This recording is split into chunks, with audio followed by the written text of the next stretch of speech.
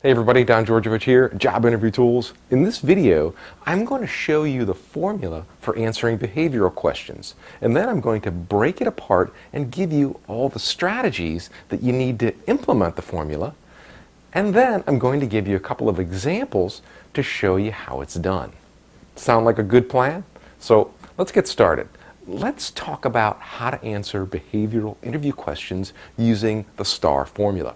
Now, if you don't know this, STAR stands for situation, task, action, and result. And the first thing that you want to do when answering a behavioral question is describe a work-related situation or a task that you needed to accomplish. And you want to be concise. The next thing you want to do is describe the action that you took. Don't tell them what you might do or you would do. You need to tell them what you did. And finally, you need to describe what happened. This is the result phase. What did you accomplish? What did you learn? How much time or money did you save? And most importantly, does your result solve the problem that you described in step one? I mean, that's it. That's the formula for answering any behavioral question. Now, behavioral or competency-based interviews are simply a set of questions that ask you to talk about examples from your past work experience so you can help an interviewer figure out, what your strengths are. Behavioral interviewers are going to look at three parts. They're going to look at the problem, the action, and the result of your answer. And they're going to take notes about how you answered the question. Now, you don't necessarily have to talk about all three parts in order. It's best to talk about the part that your interviewer is most interested in hearing. Now, before your interview, I want you to think about your stories and your experiences and how to best make your point. Every situation is different, so you need to be prepared for what you think they will want to hear. Now, let's take a look at some strategies that you can use on your next interview. Number one, carefully listen to your interviewer and the questions they are asking you. Let them finish asking you the question and don't jump to any conclusions about how to answer it. You might even want to repeat the question back to them to help you get a better feel for it. Number two, carefully choose your language when answering their questions. Try to use language that is specific to your industry so you look like more of an expert.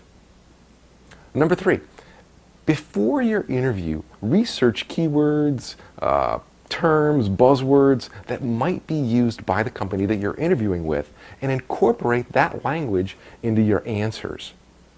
Number four, when giving your answers, don't go into extreme detail. Just give them the basic facts because this allows for two things. One, it shortens the length of your answer, making it more digestible to your interviewer. And basically, they'll have a better idea of what you said because you explained it in a shorter and simpler manner. Number two, a shorter answer allows your interviewer to ask follow-up questions about some of the details. And now this gives you the opportunity to further demonstrate your competencies by answering those specific questions.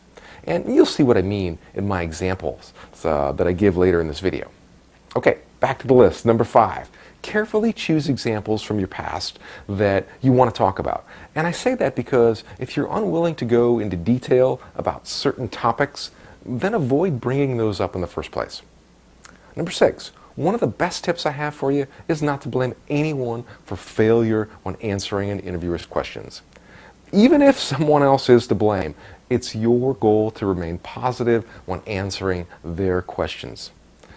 Companies don't like to hire people with a negative influence and who fail to take responsibility for their actions.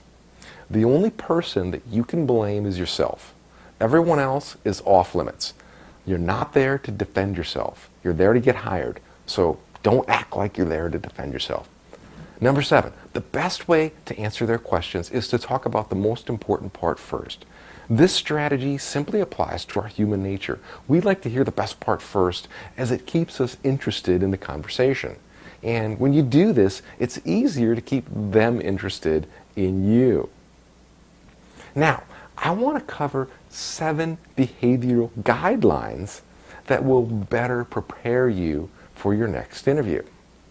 Number one, you need to identify the key competencies for the position that you're interviewing for.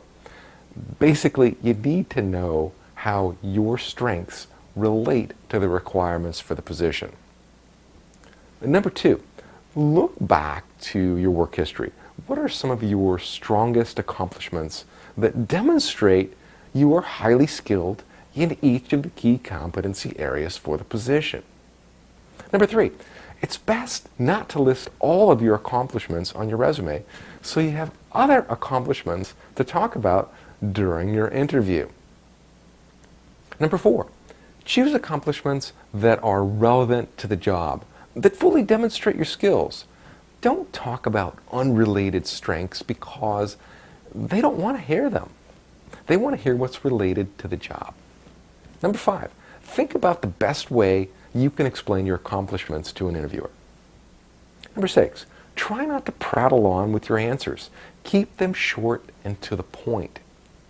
Number seven, keep your answers positive and make sure your verbal communication supports your nonverbal communication. So you want to use facial expressions, move your hands, just talk naturally, and you should be fine. Okay, that covers the top 7 guidelines. Now let me show you how to implement them. Let's take a look at a couple of example behavioral questions. Here's a good one for you.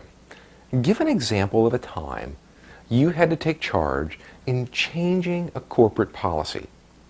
Now first, we're going to start off by describing the situation or the problem. So here we go. At Fidelity, when I took over the senior fund manager's position, I found the other financial managers were not very aggressive and had a tendency to play it safe with one of our 529 fund portfolios.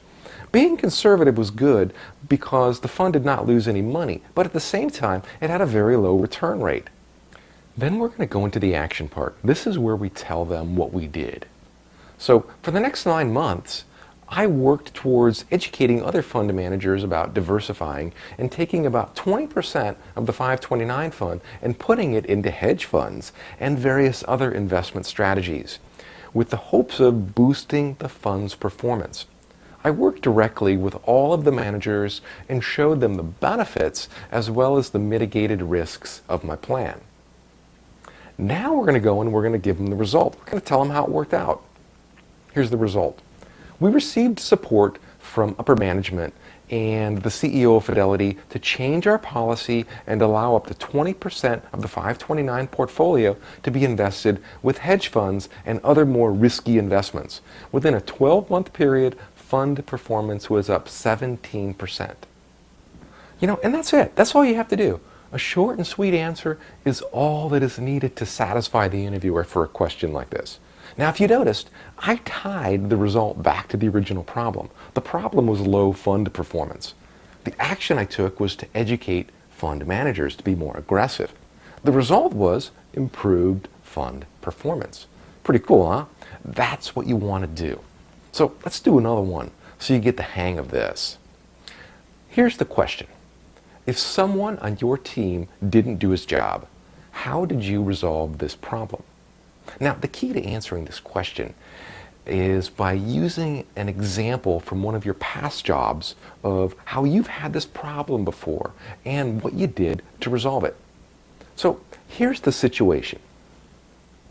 Back at General Electric, my work depended on this other guy getting his work done. So by him not doing his job, he made me look bad.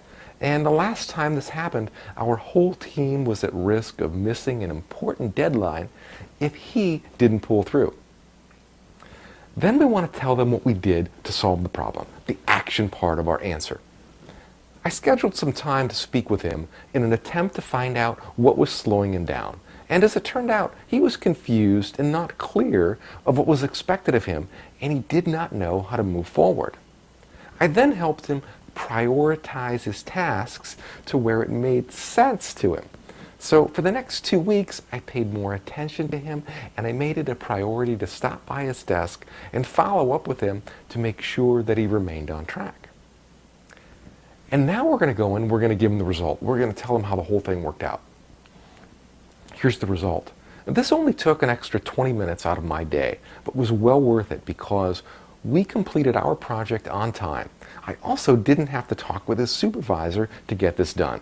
It was just a small case of where one of my coworkers was falling a little behind, and I'm glad I was there to help him get back on track. So that's it. That's a perfect answer to a question like this. So to recap, the problem was the risk of missing future project deadlines. The action was simply education. And the result was the avoidance of a missed deadline because the project was completed on time. Do you see how the result ties back to the problem? In both of these examples, my answers are very short, but they're to the point, and you can do the same. So let's take a look at some behavioral questions you are likely to face on your next interview. Here's a good one. Describe a situation in which you felt you made a good decision and yet the consequences were less than desirable. How did you handle it? Here's another. Describe a time when you had multiple projects to complete with minimum human and fiscal resources. What did you do? How did you make the decisions? Give an example of how you handle ever-changing priorities and multiple assignments. Now, some of these questions you will get and others you won't. But what I did was I put a link on this page to a complete list of behavioral questions that you might get asked. Now, some of them, they'll be similar to this. They'll come in different forms, all shapes and sizes, so you need to watch out for them. But just being exposed to them in this video is a sneak peek of what's coming at you and what you should be preparing for. So to help you with all these crazy behavioral questions, I've developed a special program called the Interview Answer Accelerator. And in this program, this is where you can send me your answers to behavioral and identity questions via email, and I'll review your answers to these questions to make sure that your answers are making the grade. And then I'll reply back with my comments and advices for how you can improve your answers. I'll talk to you more about this program in the last video. And if you're interested in getting my take on your answers, you can sign up for that. It's really inexpensive right now, but if that's something that you want, don't wait around too long either, because the program fills up really fast because I can only handle about 25 new student registrations at a time. Well, that's all I have for you today. Be sure to let me know what you think and leave me a comment. Tell me if you've recently had a behavioral interview and what happened. What did you do? Did they catch you off guard with any of these questions, or were you prepared for them? I'd really enjoy hearing your story. So leave me a comment and I'll see you in the next video where I'll show you how to answer identity questions. Now, if you want, you can watch the next video right now. All I ask is that you share it on Facebook, tweet it, or share it on Google+, and I'll get it all queued up for you.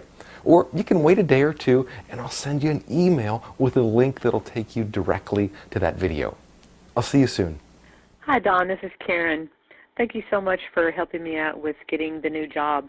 I start my new job, and anyway, I really appreciate it. I got a promotion out of it, and I really appreciate all your help and emails with a few questions that I did have.